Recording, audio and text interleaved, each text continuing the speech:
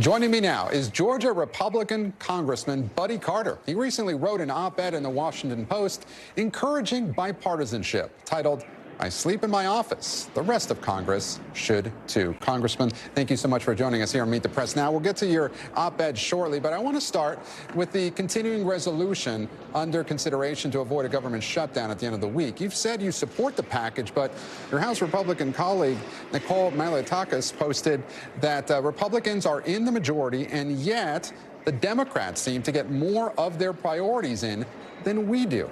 What do you say to that? Well, you know, the Democrats are in a pretty strong position to be negotiating, to be quite honest with you. They seem to stick together a little better than we do at times. But, you know, we've got a lot of good wins in this legislation, and I hope people understand that, particularly when it comes to the health care package, particularly when it comes to PBM reform, the middlemen that the president has spoken about. There's reforms in there that I've been working on for 10 years and that Nicole has herself endorsed and supported. And, you know, you have to look at the package as a whole. Look, I served in the Georgia State Legislature for 10 years, and I know about voting on big omnibus bills like this. Yeah, there are parts of it in there that you don't like. There are parts of it in there that stink, but at the same time, there's a lot of good in there as well, and you just have to judge and decide which way you want to vote. You know, Congressman, one person that doesn't like the CR is Elon Musk. He's been tasked to cut government spending by the president-elect. Your fellow DOGE committee member, Ralph Norman, posted that any member who claims to support the DOGE should not support what he calls this CR of inefficiency. Don't get weak in the knees before we even get started. So why do you think they're wrong? Are you worried that Musk will launch a primary challenge to those who support it, as he's threatened? Look, I represent the people of the 1st Congressional District of Georgia. I've been in South Georgia all my life, and I've seen a lot of hurricanes, but I've never seen the destruction that went along with Hurricane Helene. It was devastating. This package contains disaster relief. Our people have to have it. I'm going to vote for this package because of the disaster relief, because of the health care reforms. It's got a lot of good things in it. Yeah, I'd like to have pay-fors for everything, and we need to work on that. Look, I'm on the Budget Committee. I don't think there's anyone more concerned about our national debt than I am, but at the same time, I've got people at home who are hurting, who have to have help, and they have to have it now. Ag is the #1 industry in the state of Georgia. If we don't get these farmers some relief now, they're going to go out of business. And when they go out of business, we got problems. And if it looks like the CR is in jeopardy, do you want Donald Trump to come out in support of it? Absolutely. We need him to come out in support of it because it's got so many good things in it. Yeah, there are some things that I wished weren't in it and things that I don't really like. But at the same time, disaster relief, that has to be our focus, and it has to be, it's got to be passed. We got to have it yesterday. And look, I want to zoom out a bit and look at this through the eyes of an average American. To them, it may seem like Congress hasn't done a whole lot this term and is trying to cram in all this stuff into one bill down to the wire. Is this how Congress should be functioning? No, it's not how Congress should be functioning. I agree. I would like to take it one step at a time. I'd like to get back to regular order where we pass 12 appropriation bills. I think all of us would like that. But the reality is this is where we're at right now. The reality is that these farmers, that these tree growers, that they are hurting, that if we don't get them some help now, they're not going to make it. And if they don't make it, listen, the American farmer feeds the world. If they don't make it, we got a problem.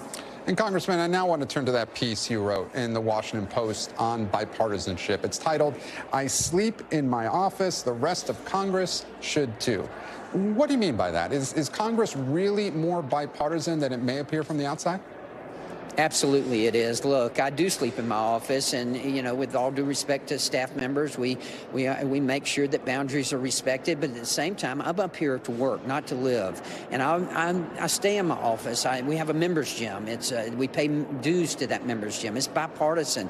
There are probably nearly 40 or 50 members Republicans and Democrats who stay in their office. You know, we have gym equipment, we've got lockers, showers, everything. And in there, it doesn't matter what party you're a member of. We're all sweating, we're all working out, we're all getting cleaned up and getting ready for a day's work. And it's the most bipartisan area of the whole Capitol. You know, a good friend of mine, Josh Gottheimer, he is from New Jersey. He's a Democrat, but we work together. We've sponsored 112 bills together in the 118th Congress. Congressman, look, it sounds very idealistic, I'll give you that, but for a lot of your House Republican colleagues, they face more of a danger in losing their seat in a primary than in a general election. So what incentive is there for them to engage in bipartisanship when they could be worried about a challenge from the right? You know, instead of worrying whether we're going to get reelected, we ought to be worrying about our district. We ought to be worrying about helping the people in our district, the American people. That's what we should be concentrating on. And look, a House subcommittee chaired by your fellow Georgia Republican Barry Loudermilk said that the FBI should investigate former Congresswoman Liz Cheney for her conduct on the January 6th Select Committee. She denies those accusations, and you said the country needs to move on from January 6th. So how would prosecuting Liz Cheney fit with that? Well, let's keep in mind what Barry Loudermilk's responsibility is. He's running this with the January 6th investigation. So he has a responsibility to look at these things. Barry's a very close friend and a colleague that I've worked with many, many years, and I will respect what he suggests. Look, Congressman, back in 2022, you said that the January 6th rioters should be arrested and prosecuted to the fullest extent of the law. President-elect Trump now wants to pardon them. What do you make of that? Well, look, we've got to get past January the 6th. And what President Trump does, I don't have control over that. I will tell you that I still, to this day,